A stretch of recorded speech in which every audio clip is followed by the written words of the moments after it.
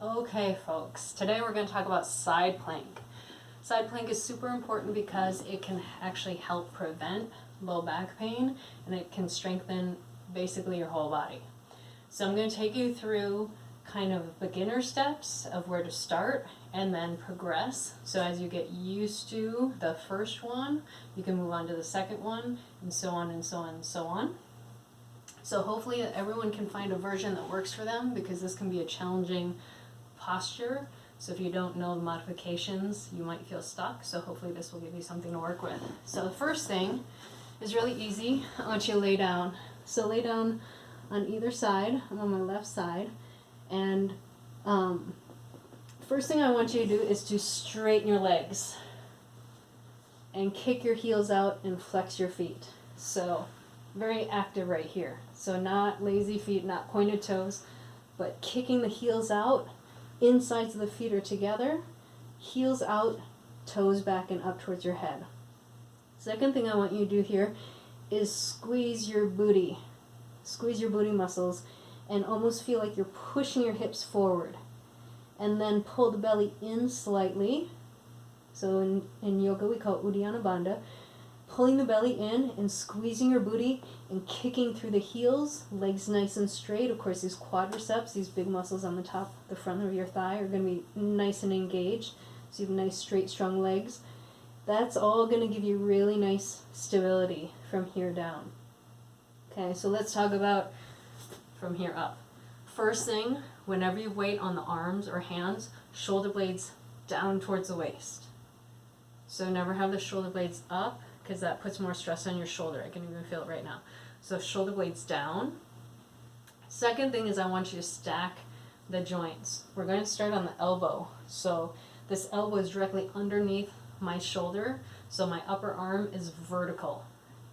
The tendency for a lot of people is that the elbow is up towards the top of the head too much, and then the arm is angled, and it makes it much more difficult. So in inversions like crow, headstand, shoulder stand, we want to stack the joints because that's easier on your body. Also takes less muscle if you stack the joints. So shoulder blades down, elbow underneath, and you can just stay here if you want to. If you stay here, the key I want you to focus on is lifting the rib cage up.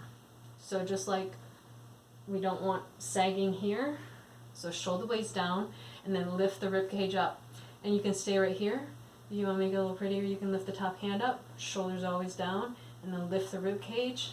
I'm still kicking through those heels, the booty is squeezing. If you want to take it a step further, if you need a little assist, take your top foot, put it basically in front of your other knee. So this foot's on the floor, you're going to push into this front foot. The back foot is going to stay flexed, and you're going to be on the outside edge of your foot. So the pinky edge of your foot's going to stay down. Push into this foot. This all stays the same, so shoulder blades down, chest open, and then lift your hips up. So I really like it when your body's not just in a straight line, but the hips are up as high as possible. So this is the next step. Shoulder blades down, we're always breathing. I really like it when you guys relax the necks. If you want to take it a step further, put the insides of your feet together. So it's not one foot on the ground in front of the other one, but insides of the feet together, still lifting the hips up. From here, you can lift the top foot up, and then there's yogi toe hold, which I'll get to when we get to the hand. So in all of those, legs super straight, booty pushing forward, shoulder blades down, lifting the hips. Then next step, I'm going to switch to the other side, just for a little balance for my body. This is all going to stay the same. Same options, but this time, stack the wrist directly underneath the shoulder. Again, the tendency is to get out here, which makes it harder. Arms should be vertical, not angled. Fingers spread out. Shoulder blades down.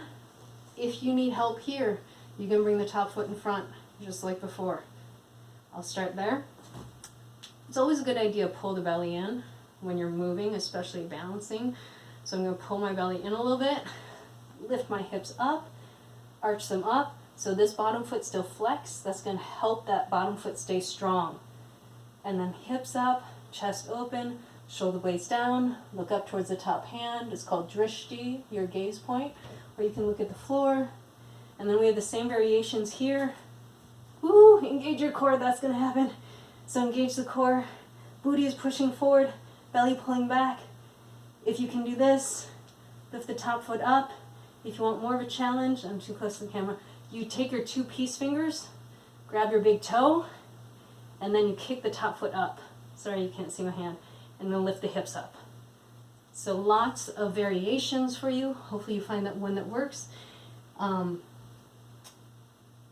Let's go over a couple other variations, just to keep going. So if you want to work a little bit more, let's start with the foot in front. So going back to foot in front, you could do this on the elbow if you wanted to too, but this one works a little bit better from the hand. So from here, if I take my top hand over my head, and then I'm going to leave the front foot on the floor. I'm going to take, it's my left arm to my right knee.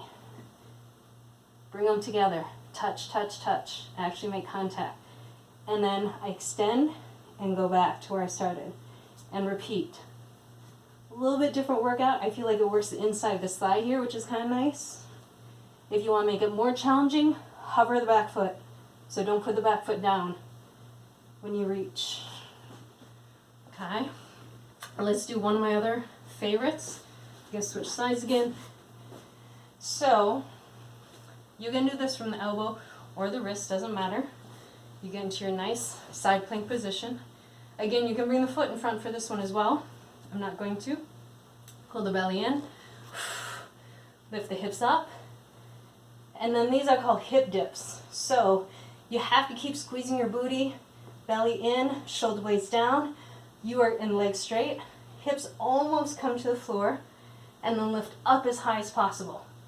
And repeat. Hip dips. So good at strengthening the side of the torso, the obliques, the hips. You can also do this with any of the leg variations. So you can do it with the top leg up. You can do it with the top leg in front. You could even do yogi toe hold. Again, that bottom foot stays flexed. Hips almost touch the floor. Not quite, but almost. And then up. So lots of side plank variations for you to play with. I hope you find the one that works for you. Have fun. Be safe.